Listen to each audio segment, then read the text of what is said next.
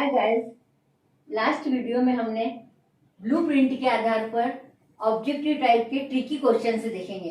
अब हम आते हैं 3 नंबर के क्वेश्चंस में, जिसमें मोस्ट इम्पोर्टेंट डायग्राम है प्रतिवर्ती क्रिया का प्रदर्शन एवं पथ का रेखा चित्र। इसमें प्रतिवर्ती क्रिया के बारे में जो चित्र बनाया गया है, ये मेरु रज्जु है, ये पृष्ठ हार्ण है, ये अधर हार्ण है, श्वेत द्रव्य है, चालक तंत्रिका है, प्रभावी अंग पेशी है, त्वचा में संवेदी कोशिका है, डेंड्राइट है, संवेदी कोशिका न्यूरॉन है, सूत्र युग्मन है।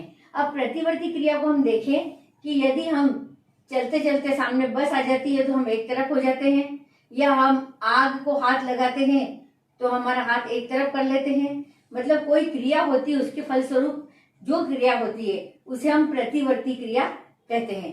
इसी प्रकार हम देखेंगे कि ये हमारे मस्तिष्क में इस प्रकार का एक सिस्टम बना हुआ है जो मेरु रज्जु तक उस संवेदना को पहुंचाता है और उसके फलस्वरूप हम कार्य करते हैं। डायग्राम जो होते हैं वो जीव विज्ञान की जान कहा जाता है उनको।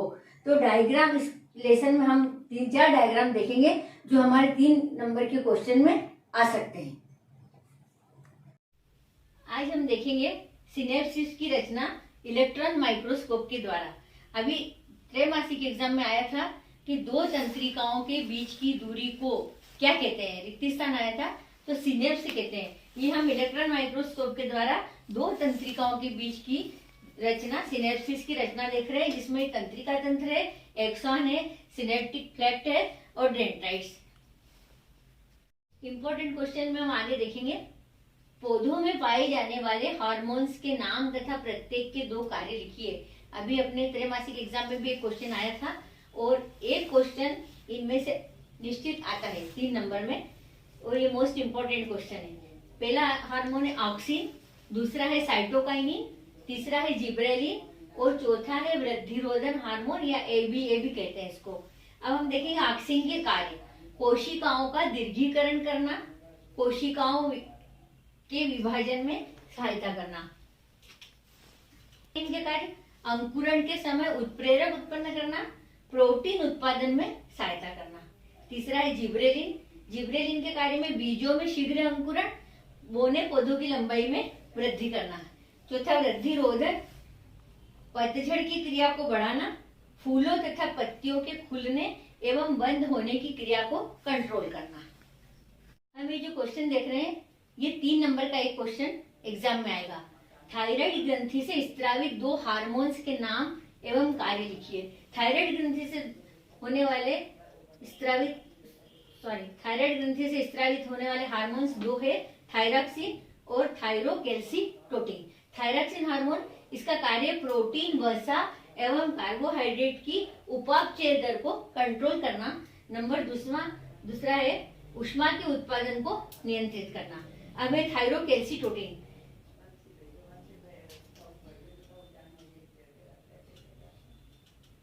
इसका प्रमुख कार्य रक्त में Ca या कैल्शियम की मात्रा को कंट्रोल करना।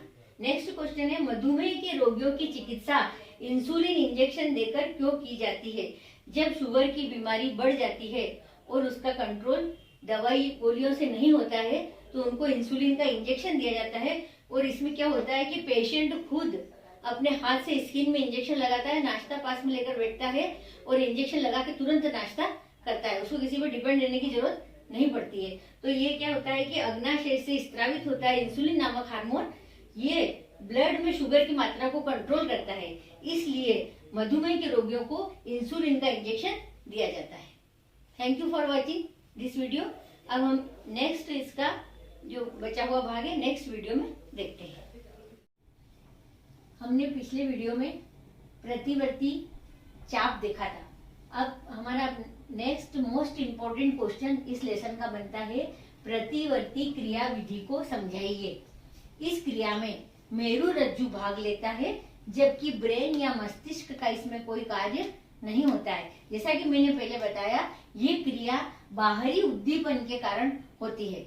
जैसे हमने गर्म वस्तु को छुआ तो गर्म वस्तु छूने पर हम तुरंत हाथ हटा लेते हैं। क्या हमने सोचा कि ऐसा क्यों होता है? ऐसा इसलिए होता है कि जो संवेदनाएं होती है उन संवेदनाओं को संवेदी अंगों से तंत्रिकाओं के माध्यम से मेरु रज्जु तक भेजा जाता है। यह संवेदना सुषुम्ना में पाए जाने वाले संवेदी तंतुओं से होकर पृष्ठीय मूल के द्वारा सुषुम्ना तक पहुंचती है तथा साइटोन के एक्सान सुषुम्ना के द्वारा इन्हें दूसरे द्रव्य में ले जाते हैं। यहाँ से संवेदना चालक तंत्रिका में पहुंचती है। चालक तंत्रिका पेशियों में जाकर विभाजित हो जाती है।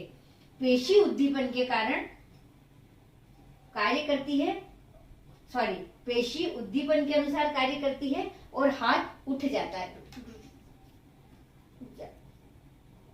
थोड़ा समझा। हाँ, अब यहाँ हमने देखा कि हमने गर्म वस्तु को छुआ और हाथ हटा लिया, तो क्या जो गर्म संवेदना हमको लगी वो क्या होता है कि संवेदी अंगों से तंत्रिकाओं के माध्यम तक मेरु रज्जु तक गई और मेरु रज्जु से सुषुम्ना तक पहुंचती है और यहाँ से चालक तंत्रिका में पहुंचती है और चालक तंत्रिका में जाकर ये हमारी पेशियों में विभाजित हो जाती है और हमारा हाथ तुरंत हट जाता है। इस प्रकार ये प्रतिवर्ती क्रिया होती है। इंपॉर्टेंट क्वेश्चंस में हम नेक्स्ट क्वेश्चन देखेंगे, तंत्रिका कोशिका का नामांकित चित्र बनाइए। ये मोस्ट इंपॉर्टेंट क्वेश्चन है, हमेशा एग्जाम में आता है। हार्मोन्स के गुण लिखिए, पीयूष ग्रंथि से स्त्रावित हार्मोन्स के कार्यों का वर्णन कीजिए, तंत्रिका कोशिका के कार्य लिखिए, मनुष्य के मस्तिष्क का नामांकित चित्र बनाइए। अपना ये जो लेसन 7 है, नियंत्रण एवं समन्वय, यहीं पे पूरा होता है। हम नेक्स्ट वीडियो में नेक्स्ट चैप्टर देखेंगे। Thank you for watching this video.